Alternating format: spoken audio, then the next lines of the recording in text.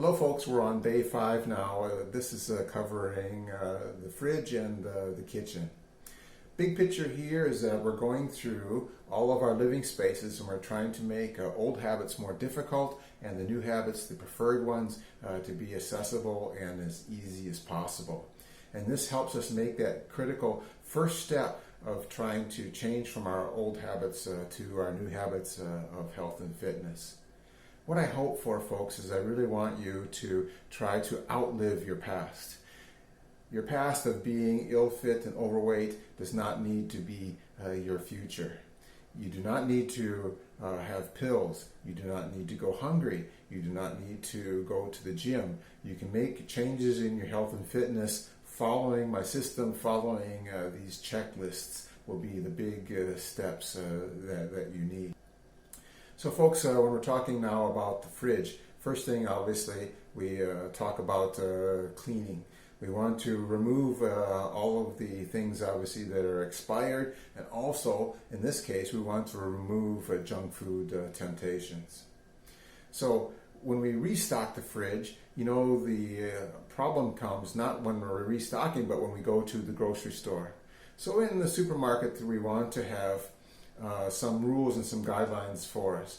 And so I created this one called 4SS. 4SS. So for example here, you look at the ingredients in the packaging where you have less than or equal to 4 ingredients, and it should be no high sugar and no high salt.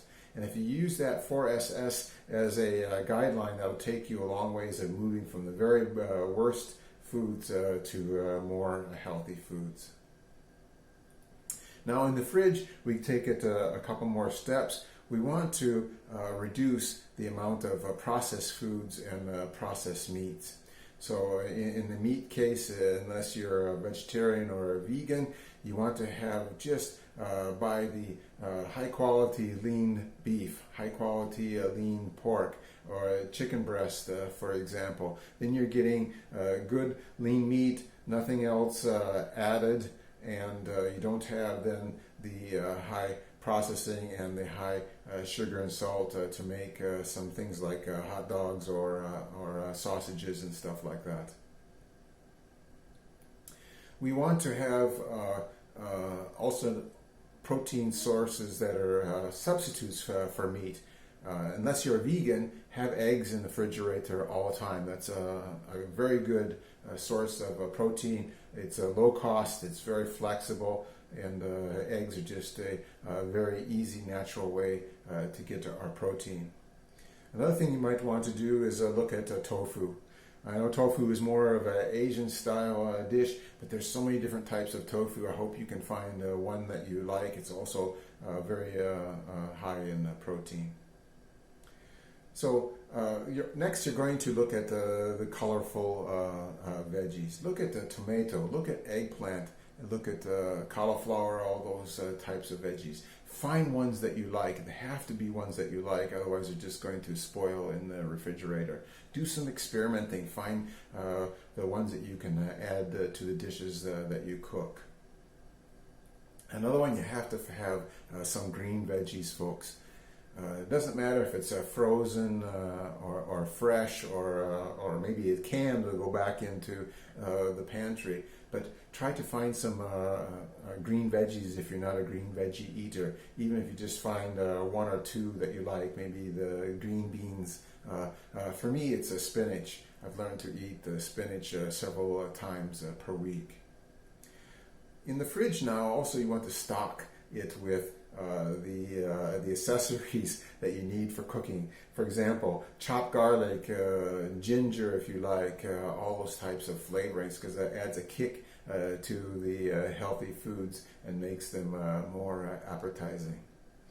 Now that covers the fridge. We'll have the checklist at the end, but we're in the kitchen. I want to mention a couple things, is that you can have the good foods in the fridge, but you have to make them convenient for yourself to want to process those into making your dinner. So please make sure you have your trusty old cutting board clean and available at all times. And for me, I've learned the Asian style of cooking especially for the green veggies, is to use a wok. So on my on my range top, I always have the wok available, and at any time, then boom, I can chop up the veggies, put them in the wok, and I'm off and running. So that's the list for the fridge in the kitchen. Again, there'll be a checklist at the end of the video. You can snapshot it and take it to the supermarket, use that as a tool when you restock your kitchen. So tomorrow we're going to be talking about our wardrobes. Now we're going to move into the exercise part, and we want to make sure that our things that we need for exercise are equally available and convenient at all times. So I'll see you tomorrow. We talk about wardrobe. Have a good day. Bye-bye.